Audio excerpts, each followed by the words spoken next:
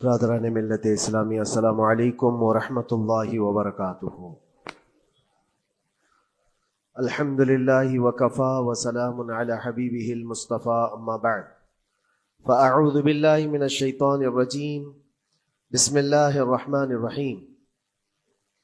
ان عدۃ الشہور عند اللہ 12 شہرا فی کتاب اللہ یوم خلق السماوات والارض منها 4 حرم الى آخر هذه الآیہ۔ صدق اللہ مولانا العظیم۔ بارگاہ رسالت معاب صلی اللہ علیہ وسلم میں درود پاک کا ہدیہ پیش کریں۔ اللہم صل علی سیدنا و مولانا محمد معدن الجود والکرم وآلہ واصحابہ الکرام وابنہ الکریم وبارک وسلم صلاة دائمة سرمدا ابدا۔ اللہ عز و جل اپنے کلام مقدس میں فرماتا ہے، بے شک اللہ کے نزدیک گنے ہوئے شمار کیے ہوئے جو مہینے ہیں وہ 12 ہیں، اور ان 12 مہینوں میں سے 4 حرمت والے مہینے ہیں، عزت والے مہینے ہیں، عظمت والے مہینے ہیں۔ وہ 4 مہینے کون سے ہیں؟ مسلسل ترتیب کے ساتھ ذی القعدہ، ذی الحجہ اور محرم، اور 4تھا مہینہ رجب المرجب جس میں ہم اور آپ زندگی گزار رہے ہیں۔ اس کو رجب الاسم اور رجب الاسب بھی کہا گیا ہے۔ یہ جو 4 مہینے ہیں اس میں جنگ و جدال، قتل و قتال سب حرام ہو جاتی ہیں۔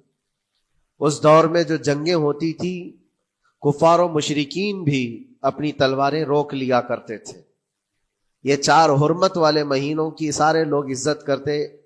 ان 4 مہینوں میں امن و امان قائم ہو جاتا۔ جیسے 2 قبیلوں میں جھگڑے ہیں، فساد ہے، اور ایک دوسرے سے جنگ پر ہمیشہ آمادہ رہتے ہوں، لیکن ان 4 مہینوں کے اندر امن قائم ہو جاتا تھا، راستے کھل جاتے تھے۔ اور اللہ تبارک و تعالیٰ نے قرآن پاک میں ان 4 مہینوں کی فضیلت بھی بیان فرمائی۔ اس میں رجب کے لیے ایسی فضیلت ہے، اللہ کے نبی صلی اللہ علیہ وسلم ارشاد فرماتے ہیں، یہ رجب کے مہینے کی فضیلت ایسی ہے جیسے قرآن کی فضیلت دوسری کتابوں پر ہے۔ دوسری کتابوں میں جس طرح سے افضل قرآن ہے، اس طرح سے رجب المرجب تمام مہینوں میں افضل ہے۔ اور نبی کریم صلی اللہ تعالی علیہ وسلم اس میں عبادت کرنے کے لیے ترغیب دیا کرتے تھے۔ اس کو ترجیب بھی کہا جاتا ہے، اور خاص طور پر رجب کے متعلق بزرگان دین نے فرمایا یہ فصل بونے کا مہینہ ہے۔ کھیتی باڑی والے سمجھ سکتے ہیں کہ اس میں بھی 3 موسم آتے ہیں۔ پہلے بیج کی بوائی کا وقت آتا ہے، پھر اس کی سچائی کا وقت آتا ہے، پھر کٹائی کا وقت آتا ہے۔ تو رجب کا مہینہ یہ فصل بونے کا مہینہ ہے نیکیوں کے، اور شعبان کا مہینہ اسے پانی دینے کا ہے، اور رمضان کا مہینہ فصل کاٹنے کا مہینہ ہے۔ اور رجب کا مہینہ آتے ہی اللہ کے نبی صلی اللہ تعالی علیہ وسلم یہ دعا فرمایا کرتے تھے، اللہم بارک لنا فی رجب و شعبان وبلغنا رمضان۔ سب کو یہ دعا بھی کرنی چاہیے۔ حضور اکرم صلی اللہ تعالی علیہ وسلم یوں عرض کرتے کہ اے اللہ، رجب اور شعبان میں تو ہمیں برکت عطا کر اور ہماری زندگی کو رمضان تک پہنچا دے۔ اب رجب آپ نے دیکھ لیا ہے تو اب کثرت سے یہ دعا کرو کہ مولا اس زندگی کا رمضان ہم سے جانے نہ پائے، رمضان تک ہماری سانسوں کو پہنچا دے۔ یہ دعا کثرت سے ہر نماز کے بعد بھی ہونی چاہیے۔ رجب آتے ہی میرے عزیزوں یہ عبادتوں کا موسم شروع ہو چکا ہے، اور سب جانتے ہیں رجب کے بعد پھر ہمارے ہاں مسلسل ایسی شب بیداریاں اور عبادت کے موسم نظر آنے لگتے ہیں۔ پھر شعبان بھی، اس میں رجب میں بڑی رات آتی ہے، شب معراج، اور اس کے بعد شعبان میں شب برات، پھر اسی طرح رمضان کا موسم بن جاتا ہے۔ تو اب یہ موسم بنانے کا وقت آ چکا ہے۔ تو سب سے پہلی چیز یہ ہے کہ میرے عزیزوں، فصل کے بونے کے لیے کن چیزوں کی ضرورت ہوتی ہے، اس چیز کا خیال رکھیے۔ بیج اگر کھوٹا ڈالے ہو اور ویسی ہی فصل آنے کا انتظار کرو گے تو پھر نہیں ہوگا۔ بیج کو کھرا اور خالص ہونا چاہیے۔ جو نیکیاں کرنا چاہ رہے اس کو صاف ستھرے اچھے ماحول میں کیے جانے چاہیے۔ کھیتی باڑی کرنے والا جانتا ہے بیج تو وہ بو رہا ہے، زمین بھی اچھی ہے، ساری چیزیں، کئی چیزوں کی ضرورت ہوتی ہے، بیج بھی اچھا ہو، زمین بھی اچھا ہو، موسم بھی اچھا ہو۔ تب جا کر کے اس کی فصل نکلتی ہے. بیج اچھا تھا، زمین اچھی نہیں تو بھی فصل نہیں آتی. بیج بھی اچھا ہے، زمین بھی اچھا ہے، موسم صحیح نہیں ہے تب بھی فصل نہیں آتی. ابھی آپ کے پاس 3 چیزوں کا ہونا ضروری ہے: بیج اور زمین اور موسم. بیج جو ہے یہ نیکیاں ہیں، اور زمین تمہارا دل ہے، اس کا اتنا ہی پاک ہونا ضروری ہے. اور موسم یہ رجب کا ہے، اس میں تو کوئی شک نہیں ہے کہ عبادتوں کا موسم ہے، فصل کی اچھے لانے کا موسم ہے. لیکن سب سے پہلی چیز اب ہمیں ضرورت ہوتی ہے کہ ہم کیا بیج بو رہے ہیں. شیخ سعدی رحمت اللہ تعالی علیہ فرمایا کرتے کہ زمین میں ادرک بو کر کے گنا آنے کی امید تو نہیں کر سکتے. جو بویا ہے وہی اسی کی فصل آئے گی. لوگ عمل خیر کرے تو اس کا نتیجہ بھی خیر آئے گا، اور برائیاں کریں اور پھر رمضان میں یہ انتظار کریں کہ میں نے جو بویا ہے اس کی فصل آئے، تو ایسا نہیں ہوتا. بہت سارے لوگوں کا وہ شک بھی میں دور کرنا چاہتا ہوں کہ رمضان المبارکہ میں فضیلتوں کو آپ سنتے آئے ہیں، رمضان ایسا مہینہ ویسا مہینہ، اتنی برکتوں والا، اتنی رحمتوں والا، لیکن بہت سارے لوگوں کے حالات چونکہ تو ہی رہتے رمضان میں ویسے ہی ہیں، وہ لوگ کچھ بھی نہیں بدلے. تو اس میں رمضان کا قصور ہے کہ اس مہمان کا قصور ہے، اس انسان کا قصور ہے؟ وجہ یہ ہے کہ رمضان المبارکہ یقیناً اتنی برکتوں اور رحمتوں اور سعادتوں لے کر کے تو آتا ہے، لیکن تمہیں 2 مہینے پہلے سے کہا گیا تھا کہ فصل کے لیے تیاری کرو. تم نے بیج نہ بوئے، اپنی زمین کو صحیح کیا ہی نہیں. پھر رمضان میں جو بارش ہو رہی ہے اس کا فائدہ کیا ہے؟ روڈ پر 10 سال بھی بارش برسے وہاں پر کوئی فصل نہیں آئے گی، کیونکہ وہ زمین سخت ہے اور بیج بونے کے قابل بھی نہیں ہے. رمضان المبارکہ میں رحمتوں کی جھماجھم بارش تو ہوتی ہے، لیکن دل اگر سخت ہے گناہوں سے تو اس بارش کا کیا اثر ہوگا اس پر؟ اسی لیے دلوں کی نرمی یہاں سے شروع کریں، رجب المرجب سے.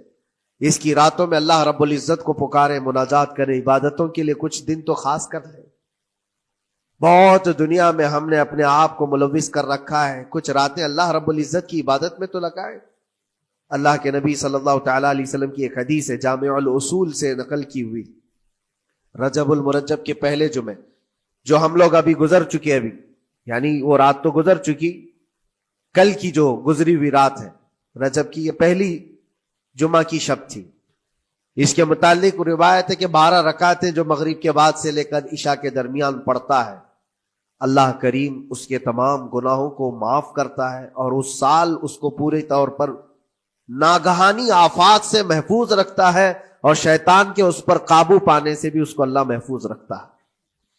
تو یہ تھی تیاریاں، یہ ساری چیزیں ابھی سے تیاریاں ہونی چاہیے. رجب کے 3 دن آتے ہیں جس کے متعلق فرمایا گیا ہے ایام بیز میں بھی 13, 14, 15 یا 14, 15, 16 یہ جو تاریخیں آتی ہیں اس میں روزے رکھو. اس کی بھی بڑی فضیلت ہے کہ تم تیاریاں ابھی سے شروع کر دو کہ رمضان المبارکہ میں اچھی فصل دیکھ سکے، ہمارے جسم کے اندر بدلاؤ آ سکے، ہمارے دل کے اندر انقلاب آ سکے. اور تیاری یہاں سے نہ کر کے صرف رمضان میں ہی امید لگائے بیٹھتا ہے تو میرے عزیزوں کچھ تو صفائی کی ضرورت ہوتی ہے. آپ نے اگر زمین خریدی کھیتی باڑی کی غرض سے اور گئے، وہاں جاتے ہی آپ نے سوچا کہ اس میں فصل آ جانی چاہیے، تو کسانوں سے پوچھو تو بتائیں گے آپ کو نہیں، زمین کو پہلے صاف کرنا پڑتا ہے، کچرے ہوں گے اس کے اندر بہت سارے، ہل چلاؤ یا کسی بھی طرح سے اس کو صاف کرو. صاف کرنے کے بعد پھر یہ بھی کسان کہتا ہے کہ زمین کو تھوڑا ڈھیلا کر دو، بڑے بڑے ڈھیلے ہوں تو اس کو توڑ دو اور مٹی نرم ہو جائے. اور اس کے بعد پھر کسان کہتا ہے تھوڑا پانی بھی چھڑکاؤ کرو، گیلی ہو جائے، تب جا کر کے تم اس پر بیج بو. میرے عزیزو یہ رجب بیج بونے کا موسم ہے، تو پہلے زمین کو ڈھیلا تو کر دو، زمین کے اندر جو کچرے ہیں اس کو نکال تو دو، دل کے اندر جو وسوسے بھرے ہوئے ہیں، گناہوں کے خیالات بھرے ہوئے ہیں، اس کو پاک تو کرو. اس کو پاک کرنے کے لیے اللہ کریم کی بارگاہ میں آ کر گڑ گڑاؤ. تمہارا ایک آنسو تمہارے تمام گناہوں کو اور اللہ کی غضب کو ٹھنڈا کر دیتا ہے. ہاں، ایک آنسو کا قطرہ تمہارے لیے اللہ کریم ہے، موتی سمجھ کے شان کریمی نے چن لیے قطرے جو گرے تھے عرق انفعال کے. امام غزالی رحمۃ اللہ تعالی علیہ نے لکھا ہے کہ آج اللہ تبارک و تعالیٰ کی رحمت کو اپنی طرف مائل کرنے کے لیے اگر تم کچھ کر سکتے ہو تو بس یہ ہے کہ دنیا رونے اور گڑ گڑانے سے نہیں مانتی، لیکن مولا کریم بندے کے ایک مرتبہ سجدہ کر کے اسے پکارنے سے فوراً قبول کرتا. موسیٰ علیہ الصلوۃ والتسلیم اللہ تعالیٰ سے پوچھتے ہیں مولا جب تیرے بندے تجھے پکارتے ہیں تو اس میں نیک لوگ بھی ہوتے ہیں اور گنہگار بھی ہوتے ہیں، تو کیا تو سب کی پکار کا جواب دیتا ہے؟ توجہ، اللہ رب العزت فرماتا ہے اے موسیٰ میرے پکارنے والے بندوں میں نیکوکار بھی ہیں گنہگار بھی ہیں. ہاں نیک بندہ جب مجھے پکارتا ہے یا ربی تو میں جواب میں کہتا ہوں لبیک یا عبدی، اے میرے بندے میں حاضر ہوں، بتا تیری کیا حاجت ہے. پھر موسیٰ علیہ السلام پوچھتے ہیں کہ مولا یہ تو نیک بندہ جب پکارتا ہے تو کہتا ہے لبیک یا عبدی، اور جب گنہگار پکارتا ہے تب کیا کہتا ہے؟ رب تعالیٰ فرماتا ہے جب میرا گنہگار بندہ مجھے پکارتا ہے یا ربی تو میں اس کے جواب میں 70 بار لبیک یا عبدی کہتا ہوں. ایک بار پکارے 70 بار جواب. ایسا کیوں ہے؟ تو فرماتا ہے میرا رب نیکوکار کو اس کی نیکیوں پر بھروسہ ہے کہ اللہ معاف کرے، اور گنہگار کو صرف میری رحمت پر بھروسہ ہے. اس کے پاس ہے کچھ نہیں، اس کے آس پاس وہ نظر ڈالتا ہے میں نے کوئی ایسی نیکی رکھی نہیں ہے، صرف اللہ رب العزت کی رحمت ہے جو مجھے معاف کر سکتی ہے. وہ مجھ پر یقین کر کے پکارتا ہے، اس لیے اس کے سوال کا میں بار بار جواب دیتا ہوں. عزیزان گرامی وقار، اقبال نے سچ ہی کہا تھا ہم تو مائل بکرم ہے کوئی سائل ہی نہیں. یہ رب تبارک و تعالیٰ کی طرف سے ہے کہ اللہ تبارک و تعالیٰ کرم پر کرم کرنے کے لیے موقع عنایت کرتا ہے. یا بندے کو آنے کا موقع ہی نہیں ہے، بندہ آنا نہیں چاہتا ہے. اس سے پہلے کہ تمہارے ساری چیزیں بند ہو جائیں، دروازے ختم ہو جائیں، اللہ رب العزت کی بارگاہ میں آؤ اور اسے پکارو. یقیناً یہ تمام چیزیں تمہاری زندگی میں انقلاب لاتی ہیں، بہت بڑی تبدیلی لاتی ہیں. عزیزان گرامی، پھر میں یہ عرض کرتا ہوں کہ رجب کے اس مہینے میں دل کو نرم کرنا بہت ضروری ہے. دلوں کی سختیاں آج گناہوں کی طرف مائل کرتی ہیں. ہمارا دل سخت ہے یا نرم ہے اس کو پہچاننے کے کئی تھرمامیٹر دیے گئے ہیں ہمارے پاس.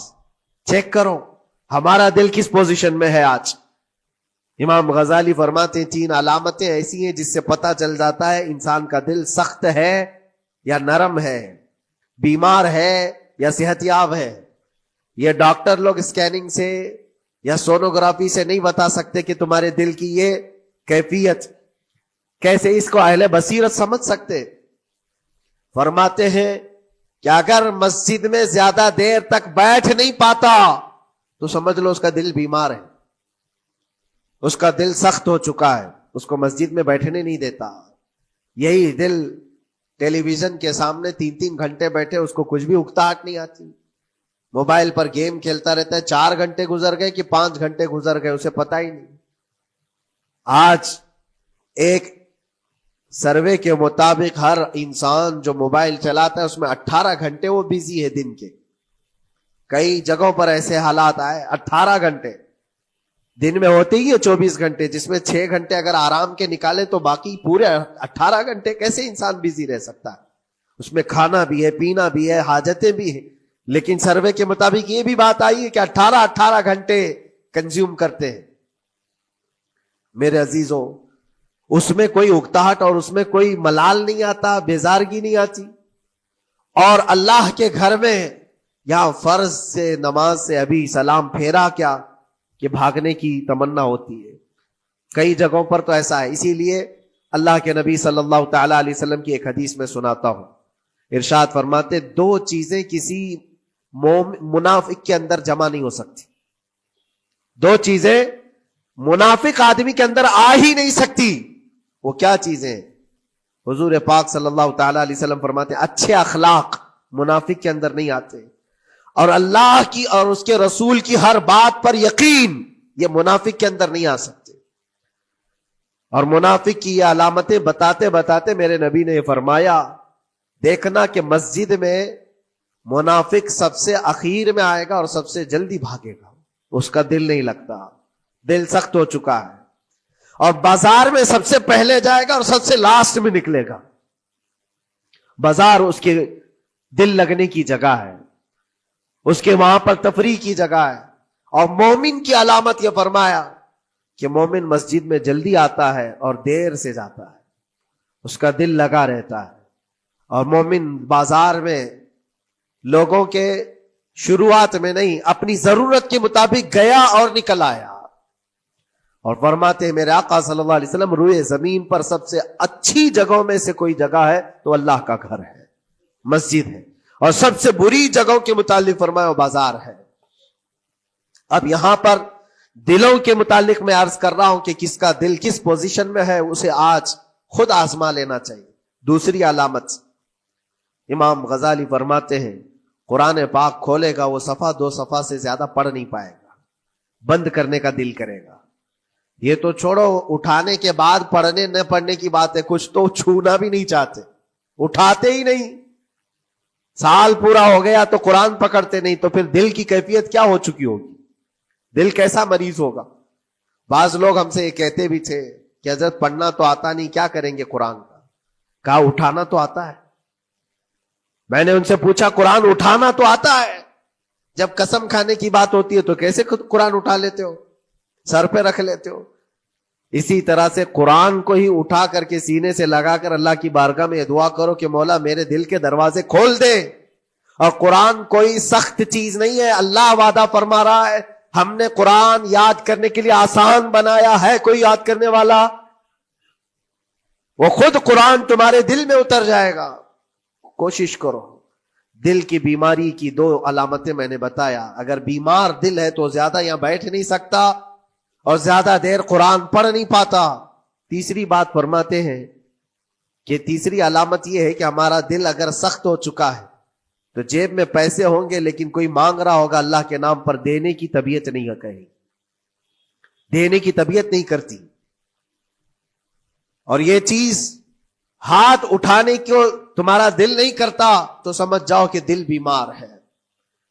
اور دل کی بیماری لے کر کے اگر کوئی رجب میں سوچتا ہے کہ میں بیج بوؤں گا تو کیا فائدے کا, زمین سخت ہے, زمین سخت ہے اور اس پر بارش بھی ہوگی تو کچھ فرق نہیں پڑتا, فصل نہیں آئے گی.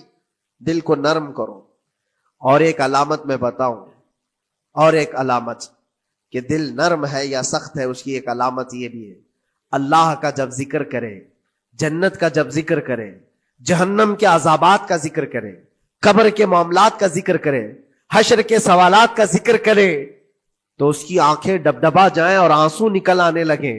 قرآن کی آیتیں سن کر کے اس کا دل ہلنے لگے اور آنسو آ گئے تو سمجھ جاؤ کہ اس کا دل نرم ہے.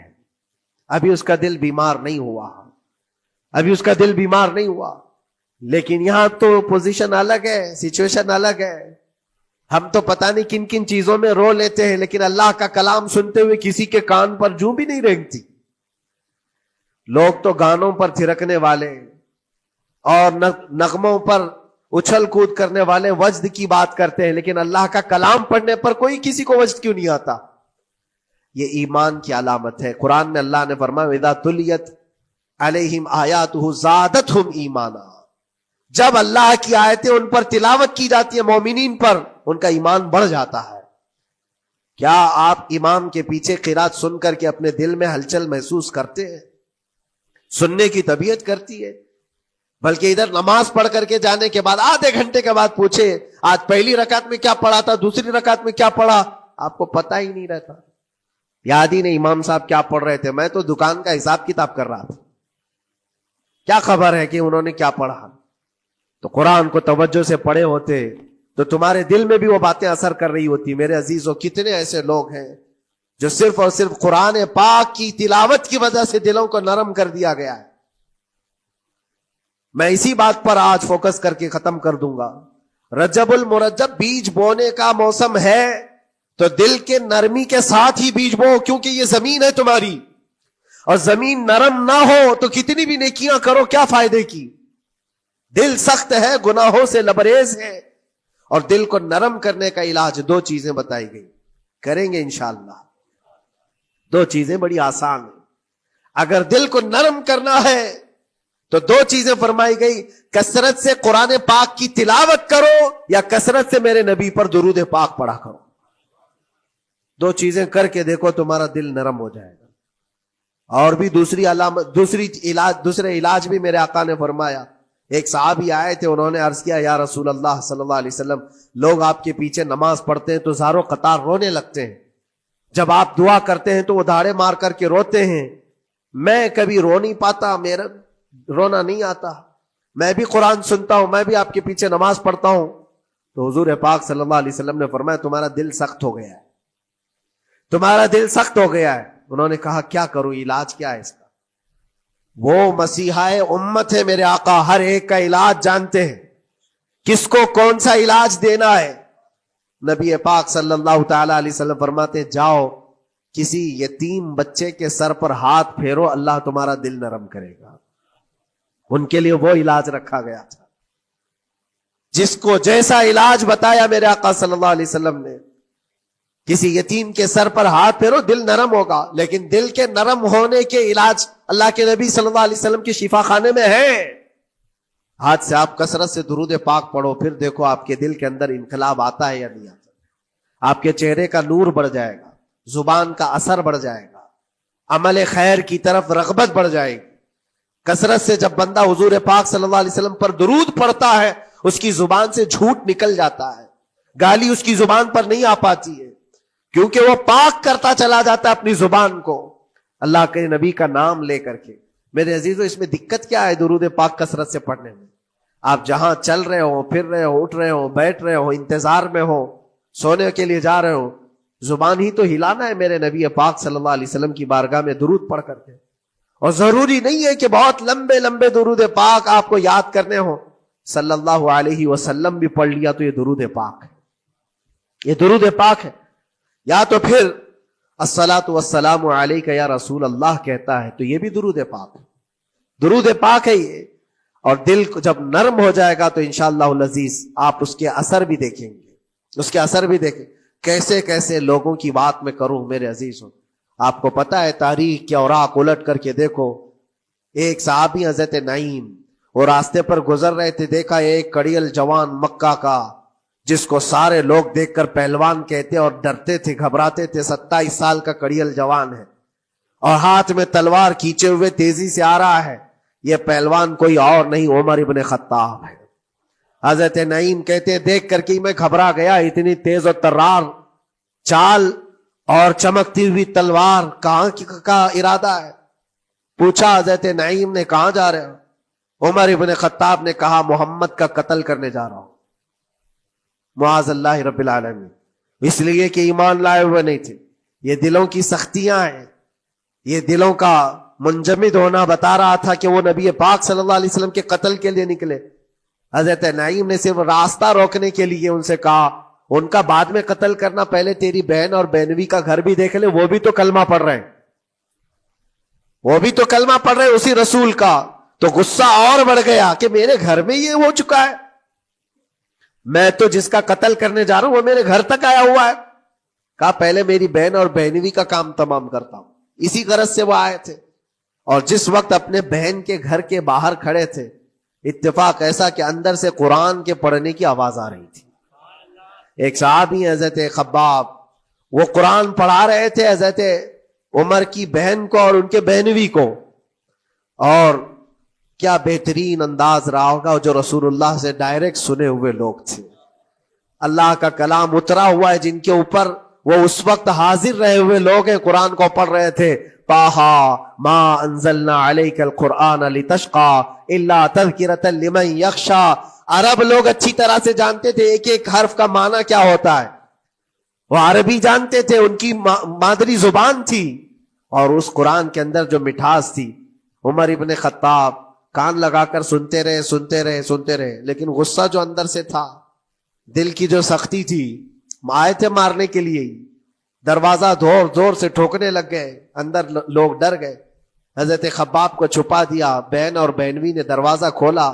دروازہ کھلتے ہی ان پر حملہ آور ہو گئے. عمر ابن خطاب مارا، اپنے بہنوی کو بہت مارا کہ تم یہ کیا کر رہے ہو، دین بدل چکے ہو، یعنی تم یہاں سے نکل کر کے دوسری جگہ چلے گئے ہو، صحابی ہو گئے ہو، اپنی بہن کو بھی مارا یہاں تک کہ ان کی ناک پھٹ گئی. جب لہو لہان ہو گئے تو عمر ابن خطاب نے دیکھا کہ میں اپنی بہن اور اپنی بھائی کو مار رہا ہوں. پھر تھوڑی دیر کے لیے دل میں رحم آیا. اور دل میں رحم آیا کس چیز کا؟ کس چیز کی وجہ سے نرم ہوا دل؟ میرے عزیزوں، بھائی اپنے بہنوئی کی اور اپنی بہن کی پٹائی کو دیکھ کر کے نہیں، ان کو دیکھا تھوڑی دیر کے بعد اور کہا چلو چھوڑو جانے دو، جو ہوا سو ہوا، لیکن جو تم لوگ پڑھ رہے تھے میرے آنے کے وقت مجھے دوبارہ پھر سے سنا تھا. وہ کیا کلام تھا؟ وہ کون سا کلام تھا؟ اتنا سننا تھا کہ بہن نے محسوس کر لیا کہ دل کی نرمی کا دروازہ کھل چکا ہے. یہ قرآن ہے جس نے دلوں کے دروازے کھولے ہیں. مکہ والوں کے قرآن ہے، دل کی نرمی کی طرف دروازہ کھل چکا ہے. تو عمر ابن خطاب سے کہا کہ تم غسل کر لو، تم پاک ہو جاؤ، ہم قرآن تمہیں سناتے ہیں.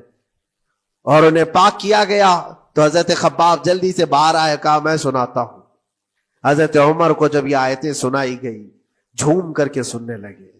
قرآن کی وہ آیتیں 16 یا 17 آیتیں ہی سن پائے تھے کہ ان کے جسم کے اندر راشا تاری ہوا، کپ کپی آئی. کہا کہ چلو محمد کے پاس صلی اللہ تعالی علیہ وسلم، مجھے لے کر کے چلو، میں ان سے بات کرنا چاہتا ہوں. میرے عزیزو، بھائی اور بہنوی اور بہن لے کر کے چلے. اور اس وقت حالات سخت تھے مکہ کے. حضور پاک صلی اللہ تعالی علیہ وسلم کے پاس 39 صحابہ تھے جو ایمان لائے ہوئے، اور پہرے داری میں امیر حمزہ کھڑے رہتے تھے کہ کوئی آئے گا تو میں اس کی برابر خبرگیری کروں گا. عمر ابن خطاب کو تلوار لٹکاتے ہوئے آتے دیکھا تو صحابہ گھبرا گئے. مکہ کا بڑا پہلوان ہے، اس کو بھڑکا کر کے لوگوں نے بھیج دیا ہوگا، اب کیا ہوگا؟ یہ پٹائی بہت بری طرح سے سب کی کرے گا. غریب صحابہ ہے اور حضور پر ہاتھ نہ اٹھا دے. سب ڈرنے لگے. حضور پاک صلی اللہ علیہ وسلم سے آ کر کہنے لگے کہ یا رسول اللہ صلی اللہ علیہ وسلم، عمر آ رہا ہے اور ہاتھ میں تلوار ہے. اللہ کے نبی صلی اللہ علیہ وسلم نے فرمایا وہ میری گردن نہیں، اپنی گردن دینے آ رہا ہے. وہ میری گردن لینے نہیں، اپنی گردن دینے آ رہا ہے. وہ مخبر صادق صلی اللہ علیہ وسلم جانتے ہیں کون میرا غلام ہے اور کون منافق ہے. عمر ابن خطاب آئے تو حضور نے فرمایا راستہ دے دو. آتے ہی انہوں نے تلوار زمین پر پھینک دی. چہرے جمالے جہاں آرا کو دیکھا. حضور پاک صلی اللہ تعالی علیہ وسلم سے پوچھا، پھر وہ آیتیں سنائے. اب سوچو میرے عزیزو، صحابی سے سننا، یہاں تو ہم قاری قرآن سے سنتے ہیں قرآن کی آیتیں. 1400 سال کے بعد آج بھی قرآن کا وہ اثر لگتا ہے دل کے اوپر. یہ ان سے جو 1400 سال کے بعد جس قاری قرآن سے سنا وہ تو صحابہ سے سنے تھے، اور صحابہ سے بڑھ کر کے اللہ کے نبی سے جو قرآن سنا ہو، خود نبی پاک کی زبان اقدس سے. اور جب اللہ کے نبی صلی اللہ تعالی علیہ وسلم نے آیتیں تلاوت کی، عمر ابن خطاب کی آنکھوں سے آنسو شروع ہو گئے. زارو قطار رونے لگے اور پھر پکار کر کہا اشہد ان لا الہ الا اللہ واشہد انک رسول اللہ. میں گواہی دیتا ہوں کہ اللہ کے سوا کوئی معبود نہیں، اور میں گواہی دیتا ہوں کہ آپ اللہ کے رسول ہیں. میرے عزیزو، عمر ابن خطاب رضی اللہ تعالیٰ عنہ کو اس طرف لانے والا، دل کو نرم کرنے والا، یہ قرآن پاک اللہ کا کلام ہی تو ہے. آج گناہوں سے اس پر بہت ساری پرت جم گئی ہے. ہمارے دلوں کے حالات ایسے ہو گئے، قرآن اٹھاؤ دلوں کو نرم کر دے گا. اور رجب المرجب میں قرآن کو پڑھو گے زمین نرم ہو جائے گی، اور پھر اس کی برکتیں تم رمضان میں دیکھو گے. ایک دو نہیں، ہزاروں ایسی ہیں. ایک ایسے مشہور ڈاکو، بغداد کے لوگ ڈرتے تھے. بغداد کے لوگ اتنا ڈرتے تھے کہ جو بھی قافلہ جائے گا لٹ جائے گا. فضیل بن عیاض، جو بھی قافلہ نکلتا تھا اس راستے سے لٹ جاتا تھا، کوئی بچ نہیں پاتا تھا. اور ایک قافلہ آ رہا تھا عرب سے اور مال تجارت لے کر بغداد کی طرف جا رہا تھا. تو قافلے والوں نے یہ مشورہ کیا کہ یہ جو قافلہ جا رہا ہے یہ اس راستے سے جا رہا ہے. فضیل بن عیاض ڈاکوؤں کا سردار وہاں رہتا ہے، بہت سارے ڈاکو اس کے ساتھ ہیں، وہ تو رہزن ہے، راستے پر روک کر کے مال لوٹ لیتے ہیں. تو قافلے میں ایک قاری قرآن تھے. انہوں نے کہا ٹھیک ہے اب راستے پر آ ہی چکے ہیں تو کیا کر سکتے ہیں، چلو بیٹھ کر کے نکلتے ہیں.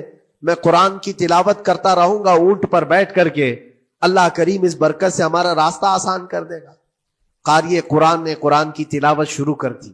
اور جب وہ راستہ آیا جو فضیل بن عیاض کا تھا، فضیل بن عیاض ایسی ڈاکہ زنی اور ایسی رہزنی میں مشہور آدمی جن کے آس پاس، جن کے ہاتھ کے نیچے 1000 سے زیادہ ڈاکو کام کرتے ہوں.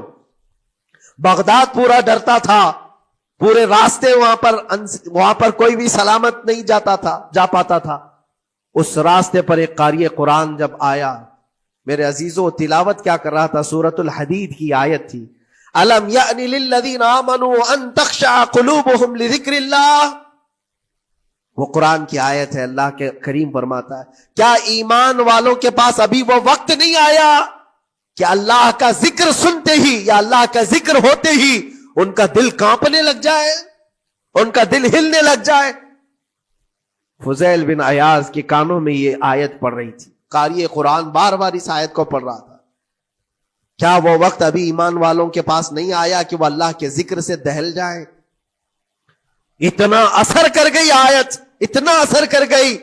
فضیل بن عیاض نے ہتھیار پورے پھینک دیے اور چیخ چیخ کر کے کہنے لگا آن لنا ربنا، آن لنا ربنا، اے میرے رب وہ وقت آ چکا ہے، اے میرے رب وہ وقت آ چکا ہے. سارے ڈاکوؤں سے کہا سجدہ ریز ہو جاؤ، اس لیے کہ اللہ کا کلام ہمیں بلا رہا ہے. برسوں سے ڈاکہ زنی کرنے والے، برسوں سے راستے لوٹنے والے، قرآن کی ایک آیت نے دل بدل دیا. دل کے ایسا انقلاب آیا، سب کچھ چھوڑ دیا اور اس کے بعد نکلے. اللہ اکبر. جانتے ہو فضیل بن عیاض کون ہے؟ فضیل بن عیاض وہ ہے جن کا نام لیتی سرکار غوث پاک بھی ادب کیا کرتے تھے. فضیل بن عیاض اللہ تبارک و تعالیٰ نے ولایت کا وہ مقام عطا کر دیا. بڑے بڑے اولیاء کرام ان کے پاس آنے لگے.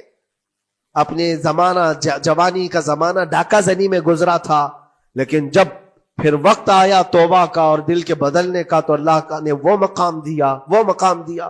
تاریخ میں آج بھی موجود ہے کئی سلسلے ایسے، سلسلے چشتیہ میں، اور کئی سلسلے ایسے ہیں جو فضیل بن عیاض سے ہو کر حضور پاک تک پہنچتے. فضیل بن عیاض ان کا نام ہے. اسی لیے میں کہتا ہوں میرے عزیزوں، قرآن پاک یہ دلوں کو نرم کرنے کا سب سے بڑا علاج ہے. زمین کو نرم کر دو اور اس کے بعد پھر بیج بو. دیکھو اسی لیے اقبال نے کہا تھا ذرا نم ہو تو بڑی زرخیز ہے یہ مٹی ساقی. یعنی یہ زمین تھوڑی سی نرم ہو جائے تو اس میں تو سونا چاندی یہ اگل سکتی ہے. تمہارے پاس ایمان کی دولت ہے، اللہ کریم کی ذات پر یقین ہے، حضور پاک صلی اللہ تعالی علیہ وسلم کی محبت ہے، سب چیزیں تمہارے پاس ہے. تھوڑا دل کو نرم کرنے کی ضرورت ہے. گناہوں سے باز آ جاؤ، اللہ کریم کی بارگاہ میں گڑ گڑاؤ اور قرآن پاک اٹھا لو ایک مرتبہ. اور پڑھ نہیں پاتے تو انگلیاں تو پھیرو. قرآن پر دیکھنا بھی تو عبادت ہے، اس پر نظر جمانا بھی عبادت ہے. اللہ کا کلام سمجھ کر کے تم نے اٹھایا ہے تو جانتے ہو قرآن عظیم کل قیامت کے دن جس کی شفاعت کے لیے کھڑا ہو گیا، میرے آقا فرماتے پھر اس کو جہنم میں کوئی چیز نہیں لے جا سکے گی. جس کو قرآن اور رمضان سفارش کر دے پھر اس کو جہنم میں دوسری کوئی چیز نہیں لے جائے گی. اور جس کے خلاف کھڑے ہو گئے پھر اس کو جنت میں کوئی چیز نہیں لے جائے گی. اس لیے میرے عزیزو اپنے دلوں کی نرمی کا یہ وقت ہے رجب المرجب، اور سب سے بہترین موقع ہے، عبادتوں کا موسم ہے. اور ساتھ ساتھ میں یہ بھی کہوں گا کہ اب ہم رجب المرجب کے ابتدائی دنوں میں ہیں، اور سنیوں کے لیے ایک بہت بڑی بات ہے کہ سرکار غریب نواز کی چھٹی بھی اسی میں موجود ہے، جو دلوں کو نرم کرنے کے لیے ہی تو آئے تھے. ہندوستان جو تشریف لائے تھے کس کام کے لیے آئے تھے؟ انہوں نے اپنے ذکر کی مجلسوں سے، اپنے واعظ و نصیحت سے ہزاروں کے دلوں کو نرم کیا ہے.